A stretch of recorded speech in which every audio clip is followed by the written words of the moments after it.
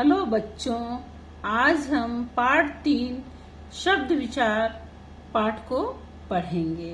पिछले वीडियो में हमने शब्द की परिभाषा, उत्पत्ति के आधार पर शब्द के भेद, तत्सम शब्द, तद्भव शब्द, देशज शब्द, विदेशी शब्द तथा संकर शब्द का अध्ययन किए थे।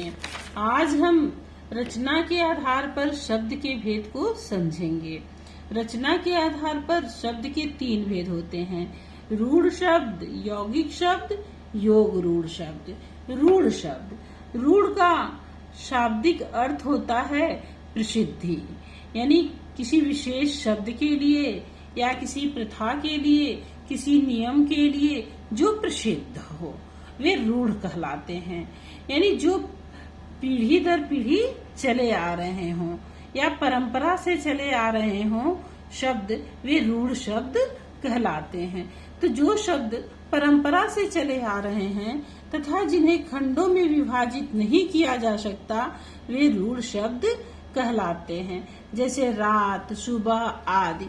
यदि इन शब्दों का खंडन किया जाए तो इन शब्दों के कोई अन्य अर्थ नहीं निकलते हैं। जैसे र, धन आ, धन त, धन अ, स, धन उ, धन ब, धन अ, धन ह, धन अ। तो इस तरह इन शब्दों के खंड करने पर इन शब्दों के कोई भी अर्थ नहीं निकलते हैं, वे रूढ़ शब्द कहलाते हैं। यौगिक शब्द, जो शब्द 2 या 2 से अधिक शब्दों के मेल से बनते हैं तथा जिन्हें सार्थक खंडों में विभाजित किया जा सकता है, वे यौगिक शब्द कहलाते हैं। जैसे दूतावास, विद्यालय, टिकट घर आदि। यौगिक, योग, धन, इक, इन 2 शब्दों के मेल से यौगिक शब्द बना है। योग का अर्थ होता है जोड़, यानी इसमें क्या जोड़े गए हैं? तो 2 शब्द जोड़े गए हैं और दोनों शब्दों को यदि अलग किया जाए तो दोनों शब्दों के सार्थक अर्थ निकलते हैं। तो ऐसे शब्दों को यौगिक शब्द कहते हैं। जैसे दूत आवास, तो दूत के लिए आवास। विद्या आलय, विद्या यानी ज्ञान, आलय यानी घर। टिकट घर, तो टिकट और घर, यानी दोनों शब्दों को यदि अलग किया जाए तो दोनों शब्दों के अलग अलग अर्थ निकल रहे हैं और सार्थक अर्थ निकल रहे हैं। तो ऐसे शब्दों को यौगिक शब्द कहते हैं।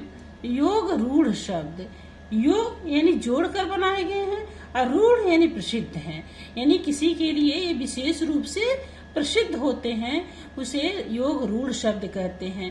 योग, जिस यौगिक शब्द से किसी विशेष अर्थ का बोध होता है, उसे योग रूढ़ शब्द कहते हैं। जैसे दशानन, पीताम्बर, लंबोदर आदि।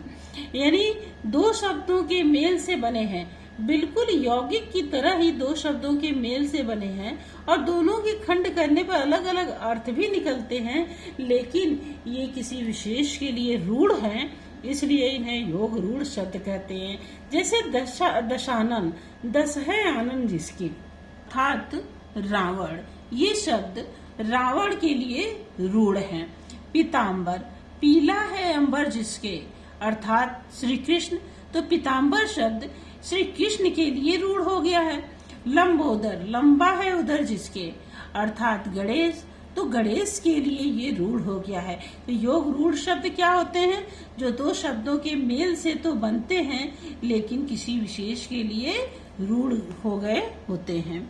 विकार के आधार पर शब्द के भेद, विकार के आधार पर शब्द के 2 भेद हैं: विकारी शब्द और अविकारी शब्द। जिन शब्दों का रूप लिंग, वचन, कारक या काल के कारण परिवर्तित हो जाता है, उसे विकारी शब्द कहते हैं। जैसे लड़का, सड़क, नदी आदि। विकार का अर्थ होता है परिवर्तन होना। किसमें परिवर्तन हो रहा है? तो शब्द में परिवर्तन हो रहा है। किस शब्द में परिवर्तन होगा? तो संज्ञा, सर्वनाम, विशेषण और क्रिया, ये 4 विकारी शब्द होते हैं और इन्हीं शब्दों में परिवर्तन होता है।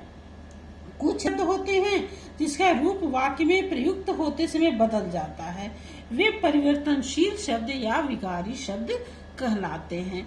जैसे लड़का, लड़का शब्द को ले लिया जाए तो लड़का से लड़के, लड़की, लड़कियां, इतने शब्द मतलब शब्दों में लड़का शब्द परिवर्तित होगा। जैसे लड़का जाता है, लड़के जाते हैं, लड़कों ने गीत गाया, लड़की ने गीत गाया, लड़कियों ने गीत गाए।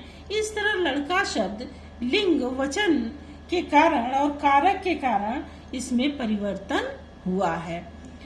जैसे सड़क, सड़कें, नदी, नदियां आदि। अविकारी शब्द, जिन शब्दों का रूप कभी नहीं बदलता, जो सदा एक समान रहते हैं, उसे अविकारी शब्द कहते हैं। जैसे धीरे धीरे, प्रतिदिन, अरे, हाय, के साथ आदि।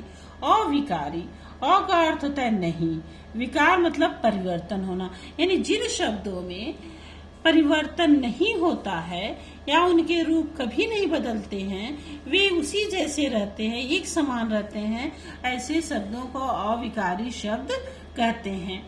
जैसे कछुआ धीरे धीरे चलता है, तो धीरे धीरे शब्द में कोई परिवर्तन नहीं हुआ। माँ प्रतिदिन रामायण पढ़ती हैं, तो पिताजी प्रतिदिन टहलने जाते हैं, तो माँ के साथ भी यदि प्रतिदिन लगा तो प्रतिदिन ही प्रयोग हुआ। पिताजी के साथ लगा तो पुल्लिंग के कारण या लिंग के कारण इनमें कोई भी परिवर्तन नहीं हुआ।